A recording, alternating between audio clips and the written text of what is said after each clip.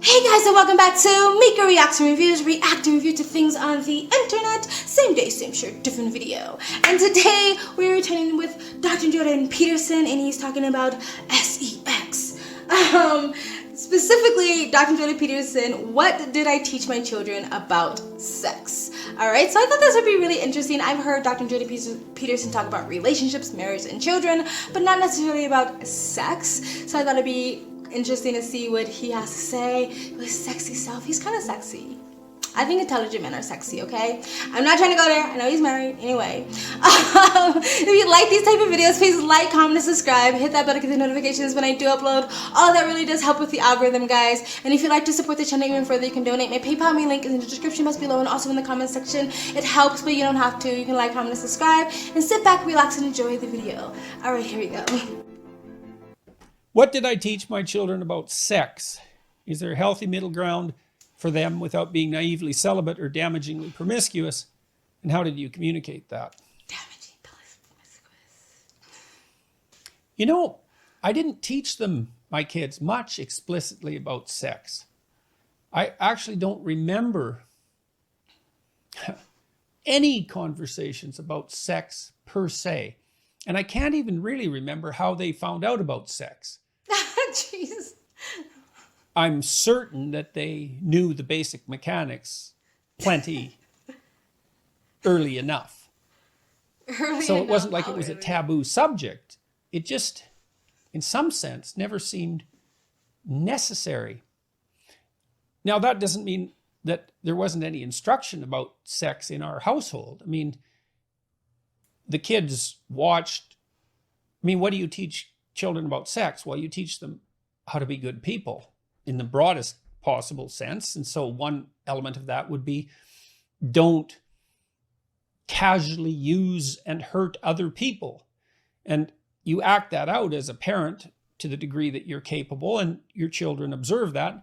They also observe how you treat your wife or husband. Oh, they're observing that all the time. You can be sure of that. And then they also observe how you treat your son and your daughter and how you differentially treat them as well. And so they're learning about sex in the broader context of human relationships all the time. And most of that's implicit. And so, my wife Tammy and I have a strong monogamous relationship. That's what we explicitly committed to and what we both implicitly desire. And physical affection, and some of that demonstrative, some of that the kids witnessed, us hugging or kissing, that sort of thing. Nothing more than that. No, but they certainly weren't strangers to the idea that we found each other attractive and that we wanted to be with each other without them with some degree of frequency. And all of that is instructive to children. And okay, stopping there, halfway through. I'm actually a little bit surprised that Dr. Jordan Peterson didn't have like a bullet point, like guideline, instructions on what to say to your kids about sex and how to teach your kids about sex. It is a little bit surprising that maybe because his kids are older and he just doesn't remember, and he's a bit older, memory fades. But but I am surprised he's kind of just like, yeah, I don't really remember what we said about sex. It feels almost a little bit flippant, like, you know what I mean? Just a little surprising because he's so precise and direct and sure about his opinions when it comes to marriage, relationships, and having children, family structures and family values and stuff like that. So I'm a little bit surprised by that. However, I do like what he's saying about how, he did, proudly put out there like, hey, don't casually hurt people and use people for your sexual gratifications, which can be very often done, especially when you're younger and you're teen. No, like, you can do that your whole life, never mind. Like, this has nothing to do with youth. But maybe when you're younger, you're not thinking of the long-term ramifications of all your sexual actions.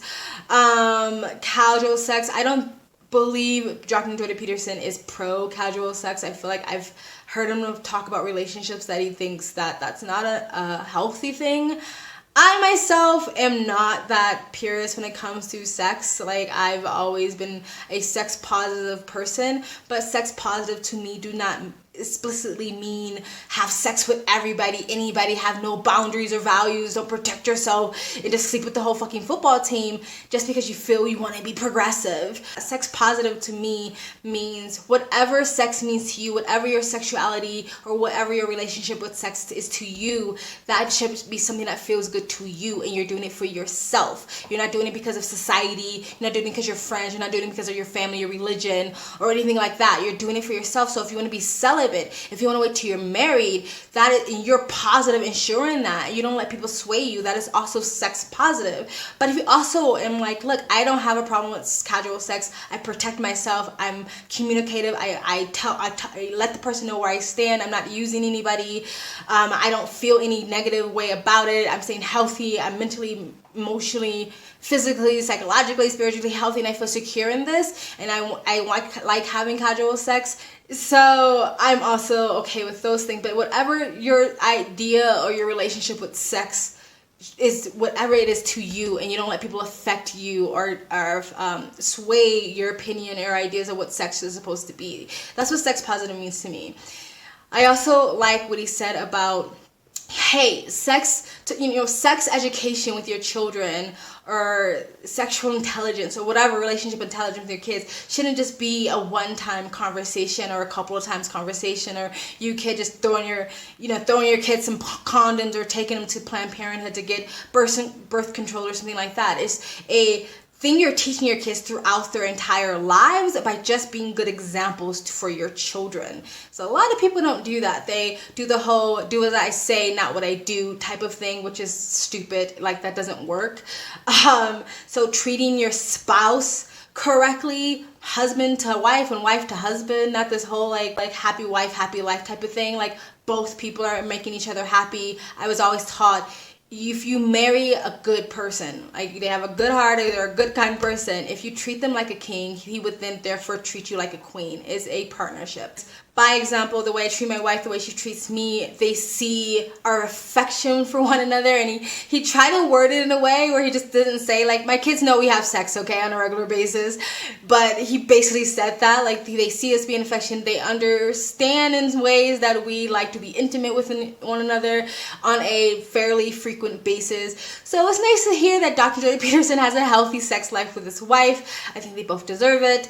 And also, when he talked about how you treat the idea of sex and relationship with both sons and daughters, because a lot of times it's very unbalanced. It's like, way to go, son, fuck every girl in high school, just don't get her pregnant. And for your daughters, it's like, oh my god, my world is shattered by the idea of her even ever having sex.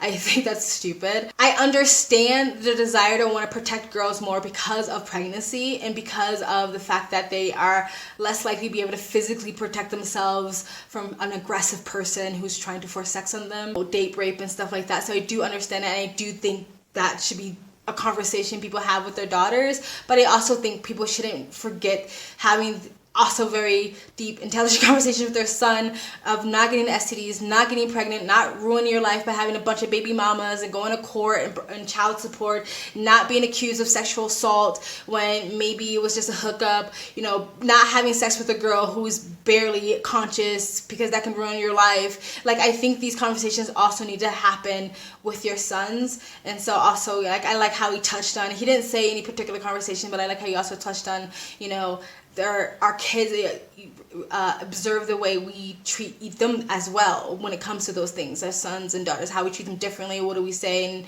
how we respond to things and stuff like that. So I am surprised that he didn't have more of a structured guideline, but I also like what he proceeded to say after that. So anyway, that's enough. I'm going to get back into it. All right. But I think the most important lesson about the morality of sex was probably taught to them merely as a consequence of observing how we treated each other, and also, by extension, how we treated them.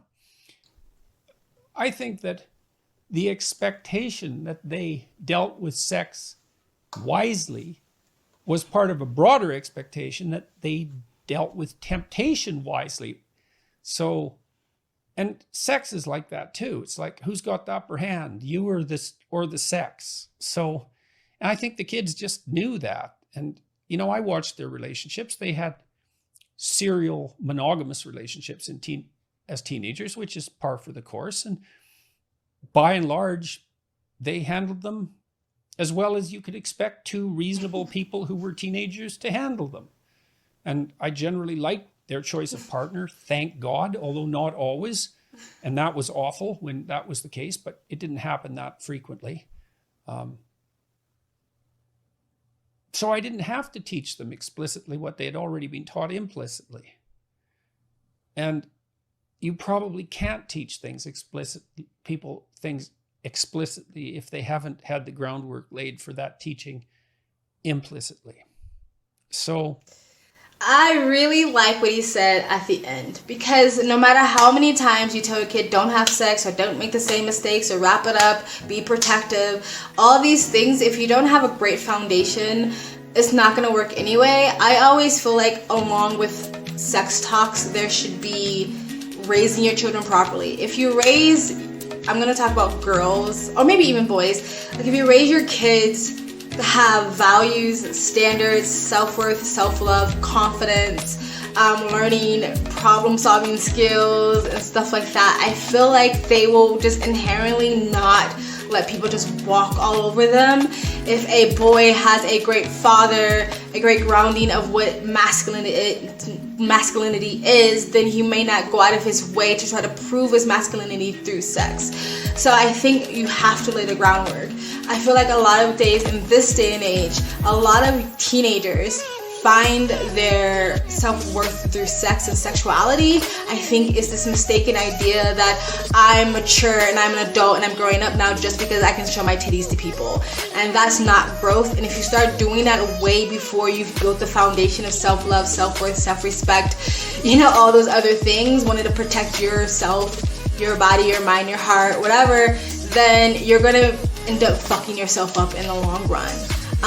So again, I'm not a purist. I don't think that people have to wait till they're married or only have sex with someone that they're totally in love with or something like that. But I feel like when a young girl or a young man has enough self-respect, know who they are, it's not constantly starved for attention or starved for validation or starved for love because they didn't have a father or they had a lousy household or upbringing, then the idea of letting men or women just use them for sex would just kind of be something that they can avoid, right? Because they're not like, let me just spread my life so I want you to like me and I want validation and I want you to love me and don't leave me and this is the only thing that I have of worth or something like that. I think if you raise your children up right, I think he's right. You don't have to worry so much. I still think you should have a conversation in my opinion, but I also agree with him that the lessons are always still taught throughout your actions. And I also believe, yes, create a foundation for your children so they already know how to handle those situations when they come